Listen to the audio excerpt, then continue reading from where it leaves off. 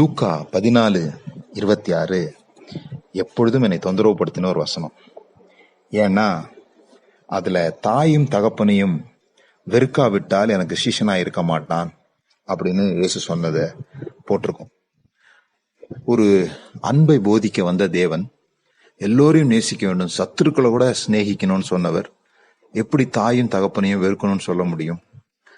இன்னும் பழைய ஏற்பாட்டுல 10 கற்பனைகள்ல முக்கியமான கற்பனை, உன் வாழ்நாள் நீடித்திருக்கும்படி உன் தாயும் தகப்பனையும் கனம் பண்ணுவாயாக என்று எழுதி கொடுத்தவர் இங்க தாயும் தகப்பனையும் வெறுக்கணும்னு சொல்லிட்டாரே அப்படின்னு எனக்கு ரொம்ப கேள்வி இருந்தது.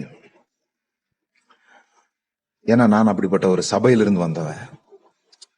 அவங்க எல்லாரையும் வெறுத்துடணும் அப்படின்னு சொல்லி தாய் தகப்பனை போய் கூட பார்க்க மாட்டாங்க. அப்ப நான் அவங்ககிட்ட சண்டை போட்டிருக்கிறேன். தாய் தகப்பனை பார்க்க மாட்டேன்றீங்க, சகோதர சகோதரியை பார்க்க மாட்டேன்றீங்க, திருமணம் பண்ணல, அதனால உங்களுக்கு பிள்ளைகள் இல்லை, அப்புறம் ஏன் ஜீவனை மட்டும் வச்சிட்டு இருக்கிறீங்க?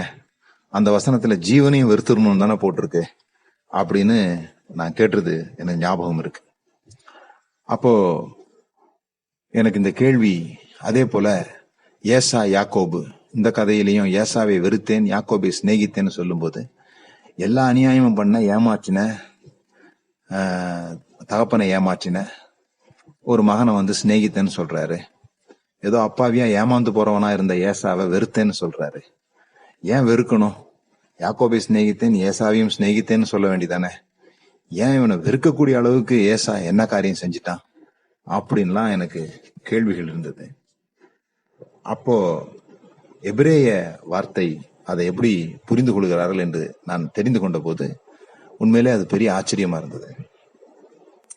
அவர்களை பொறுத்தவரை இந்த ஹேட், வெறுப்பது அப்படின்னு சொல்லி சொன்னா நாம இன்னைக்கு நினைப்பது போல ஒரு ஆளை வெறுத்து விடுவது அல்ல. வெறுத்து விடுவதுன்னா வெறுத்து ஒதுக்கி அவர்களை விரோதிகளை போல பார்ப்பது அல்ல. ஹேட் அப்படிங்கிறதுக்கு அவங்களுக்கு சரியான வார்த்தை லவ்விங் லெஸ் அல்லது ப்ரெஃபரிங் சம் ஒன், முன்னுரிமை கொடுத்தலிலே 2ஆம் இடத்தை கொடுப்பது. லவ்விங் லெஸ், ஒருவன் தன் தாயையும் தகப்பனையும் மனைவியும் பிள்ளைகளையும் சகோதரரையும் சகோதரிகளையும் தன் ஜீவனையும் என்னை விட குறைவாக, என்னை நேசிப்பதை விட குறைவாக நேசிக்காவிட்டால் எனக்கு சீஷனாக இருக்க மாட்டான் என்று இயேசு சொன்னது விளங்கி வருகிறது. அப்பதான் எனக்கு அது புரியுது. ஹேட் மீன்ஸ் லவ்விங் லெஸ் அவங்களுக்கு, ஹீப்ரு ஆட்களுக்கு. அப்போ முதலாவது பிறந்த ஏசாவை குறைவாக சிநேகித்து அவனை 2வது நிலை கொண்டு இந்த யாக்கோபை சிநேகிப்பது நிமித்தமாக அவனை 1வது நிலை கொண்டு வந்ததை தான் சிநேகித்தேன் என்று சொல்லுகிறார். சேஷ்டபுத்திர பாகம் அவனுக்கு கொடுக்கப்பட்டு அவன் 1 நிலைக்கு வருகிறான்.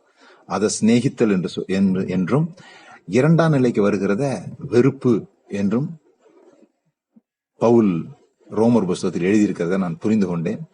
சோ நாம் தாய் தகப்பனை, இயேசுவை நேசிக்கணுங்கிறதுக்காக தாய் தகப்பனை வெறுப்பதல்ல, குறைவாக நேசிப்பது. இயேசுவை முதன்மையாக வைத்து நேசித்து மற்ற எல்லாரையும் 2வது நிலையில் வைத்து நேசிப்பதுதான் அதனுடைய அர்த்தம்.